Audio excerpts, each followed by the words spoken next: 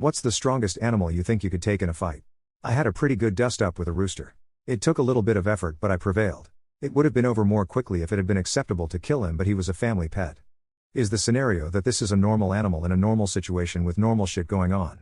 Or is this a hypothetical where the animal is in a Thunderdome, only one of us is walking away alive mindset? In the normal world, probably a black bear. Maybe a grizzly even. Yeah. It could easily kill me, but why would it? A loud noise or so from me should scare it off. I know what I can do. But the bear doesn't. And why would the bear expend the calories and risk? In the animal will not stop until it or I am dead. I give myself 50-50 odds versus a house cat.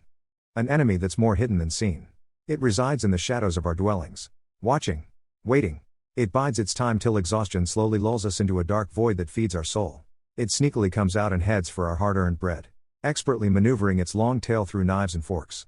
The hair on its back ever so sensitive to our intrusion on its sinister plans of feasting on our cheese. But I'm confident that I can take it on and crush it in a one-on-one combat if things come down to an inescapable confrontation. It's rats. I got into a heated argument with my brother on this. I'm convinced I could take a bobcat if it was attacking my dog or something. Sure. I would be pretty shredded up. But there's a big gap between 500 stitches and dead. The key is whether or not it could kill me. Not if it could cause a lot of damage. In that same vein, I also think I could take a large dog or a coyote. But not a wolf or multiple coyotes. On the cat front, I don't think I could take on a mountain lion or jaguar. What's the best compliment you can receive from a woman? Did a lot of presentations in some classes at university. A girl told me she liked my presentations because I had such a calm and nice voice to listen to that she enjoyed very much. This was very nice to hear, since in my mind my presentations consisted of 50% me being red in the face and 50% me talking too fast for anyone to understand me. The best ones are compliments about my character, but also if you want to go for the blush. You have to make it so unpredictable, so it's more about timing than the compliment itself.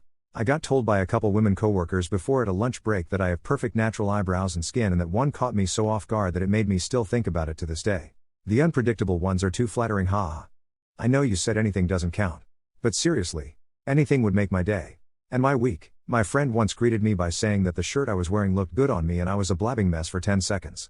I guess compliments about my looks work better because I never get any reassurance in how I look and have never been seen as attractive. So being seen in that way gives me extreme confidence. Or I just assume it's a prank and I try to get out of there as fast as I can. When I'm told by some of my female colleagues that I'm their favorite person to work with. I've had 4 women say this to me. Makes me feel happy that I'm able to make them feel happy and engaged at work, which is a boring job overall. I also remember helping out in another branch whilst the one I work at was closed for maintenance reasons, and the women there started asking me if I can move over to her branch because she finds me really fun to work with. I don't know why it makes me feel good. Guess I'm just able to make them feel entertained and comfortable around me. How do you age well as you get older? Don't bother. Just drive yourself off a cliff on your 50th birthday. There is nothing that will happen to you in late adulthood that is worth experiencing. So as many people said. Good habits, sleep. Reduce alcohol. Reduce sugar and processed goods. I highly recommend cooking. Exercise, weights plus cardio. Take walks, helps with stress as well. Reduce stress. Good routines, use lotions. Have a good morning and night care. I am not saying 20 steps, but at least a cleanser plus moisturizer plus SPF for summer. Good social life. It is important. It makes you laugh. It reduces stress. All the normals, but just to add, when it comes to skin care, in the morning focus on protecting your skin. Therefore sunscreen. In the evening repair your skin. A good moisturizer, serum and eye cream. Makes a huge difference. Also look up Dr. David Sinclair. He has a great book on anti-aging, or YouTube him. He goes into a lot of detail, but he is fascinating. I fast a few days a week and don't eat late at night, and it's helped hugely. A lot of it is just genetics. Drinking lots of water helps. Staying out of the sun helps. Getting enough sleep helps. But mainly, it's just going to come down to genetics. I'm 52. Just last week during a conversion, it came out that I'm 52. One of the younger guys at work said he thought I was in my mid-30s. Even the guy that made the comment, "You're about my age," to me, thought I was maybe in my early 40s.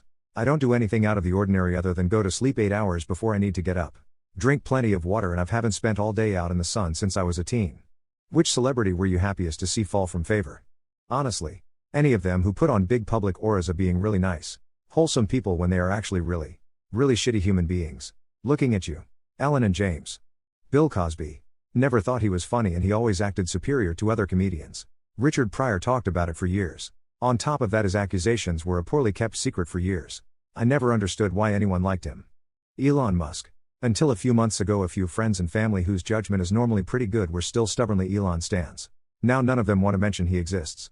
Back in the late 90s, a friend of mine dated Marilyn Manson. I didn't spend a ton of time with him. But it was enough for me to detest the fella. I've always waited for what I hoped would be his eventual downfall and was so happy when it finally came. More a YouTube celeb. But Shane Dawson. I had come across him like a decade ago and watched some of his channel out of morbid curiosity. And thought he was a strange kind of messed up dude.